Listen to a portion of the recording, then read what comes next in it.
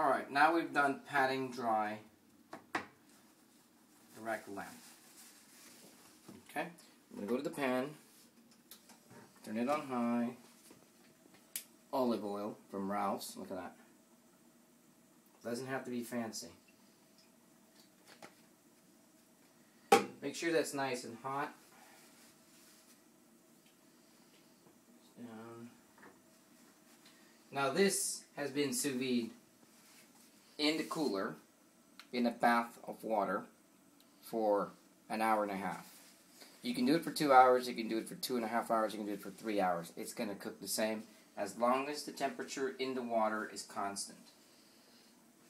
Use a meat thermometer to make sure, or any thermometer, to make sure that the water is the right temperature before you put the lamb in. Okay, now this is getting nice and hot. We're going to sear this for about a minute or two. I sometimes go 2 minutes because I like it nice and brown outside. And some people like their lamb cooked a little more than normal.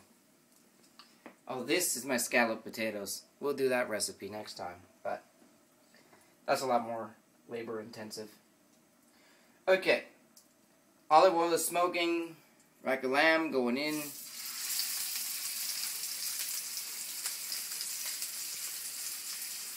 Yes, it's going to splash, it's going to sizzle, it's going to do everything you're supposed to get when you're cooking a piece of meat on a pan. Alright. Smell that.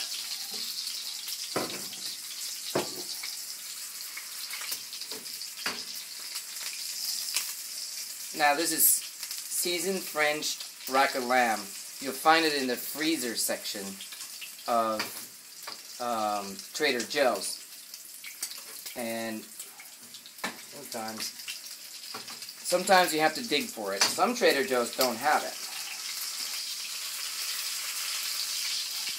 and it is hard as a rock when you get it. Don't worry, it's really good. It's already seasoned. There's nothing else you have to do with it other than throw it in the cooler after it's been defrosted for an hour and a half and it's cooked. This is getting nice and hot and smoky. Smell it cooking really well. Yes, it likes to jump up and down. You will get burned a little bit by the oil. I'm going to flip this just a little bit so I can... Oh yeah, look how nice that is.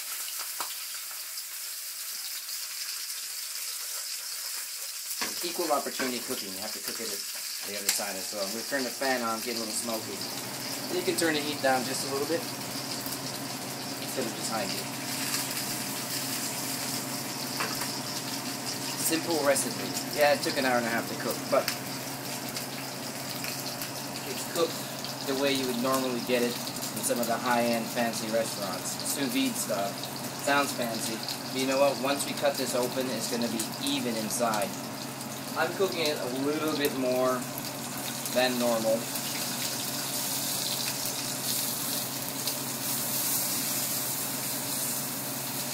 Sear the outside.